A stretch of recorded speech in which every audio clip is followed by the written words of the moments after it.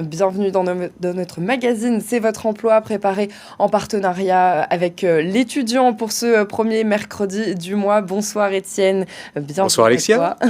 Merci d'être avec nous et d'avoir préparé cette émission avec nous. La profession ne connaît pas la crise aujourd'hui. On parle de cette profession, les métiers du chiffre. C'est un métier qui est bien payé en plus. C'est des métiers de la comptabilité et ils recrutent des milliers de jeunes diplômés chaque année. Et d'ici 2030, 35 000 postes doivent être créés dans la région Île-de-France selon le ministère du Travail. C'est énorme. Métier, formation, salaire. Justement, ce soir, on va essayer de vous faire découvrir un petit peu tous ces métiers qui, finalement, sont accessibles du bac plus 3 jusqu'au bac plus 8. Étienne, finalement, les métiers de la comptabilité, c'est très porteur et ça va continuer à l'être. C'est une filière qui va tout le jour donner du travail, quoi. Eh ben, sans bruit, oui, évidemment, c'est pas des métiers qui attirent, qui ont l'air sexy comme ça en apparence. C'est le choix de la raison, mais c'est une filière qui a toujours recruté. Parce qu'en période de crise, on a besoin de compter les sous parce qu'on n'en a pas beaucoup. Et puis en période d'opulence, on a besoin aussi de pas jeter l'argent par les fenêtres. Donc on a toujours besoin des comptables. Voilà. Et aujourd'hui, on a les cabinets d'expertise comptable ont des difficultés de recrutement. Ils n'ont pas assez de personnel formé. Donc il y a 7 cabinets d'expertise comptable sur 10 qui ont des difficultés de recrutement. Donc l'avenir s'annonce radieux. Tu sais que Parcoursup a ouvert. Et ben il faut pas que les jeunes qui sont en terminale doivent pas hésiter à poser des vœux justement pour les formations, surtout s'ils ont une culture générale ou s'ils sont en bac techno STMG par exemple. Voilà. Et puis à l'avenir, de toute façon, effectivement, tu donnais les chiffres.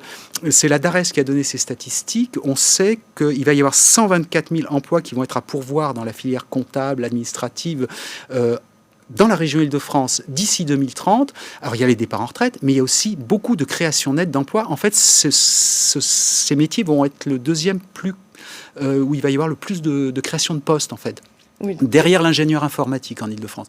Donc, il y a 2 métiers que vous devez envisager, c'est ingénieur informatique, là, dans les 7 ou 8 ans qui viennent, ou comptable. Et on a la chance, justement, sur ce plateau ce soir, de recevoir Jérémy Taché. Bonsoir. Bonsoir, vous êtes étudiant en Master 2, comptabilité, contrôle audit, et vous faites actuellement votre stage de fin d'études au sein du cabinet KPMG, c'est bien ça? C'est bien ça. Qu'est-ce qui vous a finalement donné envie d'aller vers la comptabilité? Alors, j'ai fait une licence de gestion classique, parce que j'avais envie de découvrir, après un bac S, des matières comme le management, la gestion.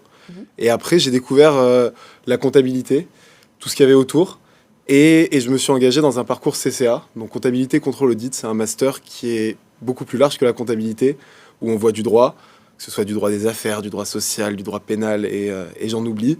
Ou alors du management et de la finance aussi beaucoup. Et donc c'est une formation extrêmement large qui permet d'avoir beaucoup de compétences. Et c'est pour ça que je me suis orienté vers ce parcours. Et tout de suite, vous vous êtes dit finalement, je vais vers la comptabilité parce que on va pas se mentir, ce métier subit un petit peu sa réputation. Oui, mais c'est après avoir échangé avec les personnes qui étaient dans le métier et en ayant vu un petit peu les débouchés que je me suis dit pourquoi pas. Mais c'est vrai que on a cette image-là du comptable un peu gris, un peu vieux derrière son bureau. Et en fait, c'est pas du tout le cas. Pour le voir en stage, pour le voir aussi avec des camarades qui sont en stage, c'est pas le cas. C'est un métier qui est jeune, où on bouge beaucoup. On va chez le client, on a plein d'entreprises différentes qu'on voit. Et donc, c'est un métier qui est en fait extrêmement intéressant. Alors justement, où est-ce qu'ils travaillent les comptables, Étienne? Il y a 3 lieux d'exercice. Il y a effectivement les cabinets d'expertise comptable. Ça peut être les entreprises privées qui ont un service comptable. Alors, c'est souvent des grandes entreprises ou des entreprises moyennes. Ça peut être aussi les administrations publiques. N'oublions pas les comptables publics, puisque ça, c'est la Déclaration des droits de l'homme. Tout citoyen a le droit de demander des comptes sur l'usage des deniers publics. Et c'est là qu'on a besoin de comptables publics aussi.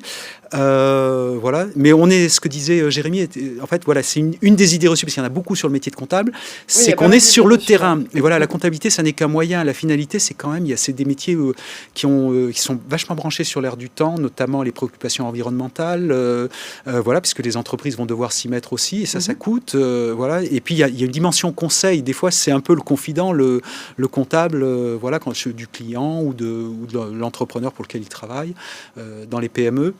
Voilà, il y a une dimension forte de conseil et on passe pas sa journée derrière des tableurs Excel toute la journée ou au bureau 5 jours sur 5 ou en télétravail. On est au contact, hein, c'est ça, au contact des clients en fait. Voilà. Et vous confirmez justement, Je confirme complètement. Il y a beaucoup de tâches finalement autres que juste la comptabilité en tant que telle. Ça, c'est un accompagnement aussi d'un client. Alors, on a plusieurs types de métiers dans la comptabilité. Il y a l'expertise comptable qui est très portée sur les comptes du client, son accompagnement. Et il y a l'audit qui a des enjeux qui sont plus donc certifier les comptes, qui sont plus de transparence vis-à-vis des parties prenantes. Mais dans ces deux métiers, au final, on va se retrouver au contact du client, au contact d'interlocuteurs qui sont complètement différents à chaque fois, qui exercent sur des secteurs d'activité différents, qui ont des manières de fonctionner différentes dans leurs entreprises. Et donc, on a cette possibilité-là de voir un peu de tout. Alors, est-ce qu'il faut avoir forcément suivi de longues études pour devenir comptable, Étienne ? Non, on peut rentrer à tous les niveaux de qualification. Ce qui est mieux, c'est quand même d'avoir aujourd'hui, le BTS comptabilité gestion, bac+2, c'est quand même très limite. Aujourd'hui, les cabinets d'expertise comptable ont plutôt exigé un niveau bac+3. Alors ça peut être un BUT, GEA, mais les 3 diplômes phares, à bac+3, bac+5 et bac+8 de la filière comptable, c'est le DCG, hein, le diplôme de comptabilité gestion à bac+3. Donc on peut déjà travailler avec ça. Ensuite, il y a le diplôme supérieur de comptabilité gestion grade de master à bac+5, voilà, qui est le sésame pour ensuite poursuivre, et c'est je pense que ce que va faire Jérémy, jusqu'au diplôme d'expertise comptable qu'on appelle le DEC à bac+8, mais qui ne se passe qu'après 3 ans de stage. Voilà. C'est ce que vous ferez du coup, Jérémy, vous, après votre Master 2, parce que là, donc, vous êtes titulaire du Master 2. Vous êtes c'est en cours. C'est en cours. Et donc, du coup, pour la suite, qu'est-ce que vous envisagez ?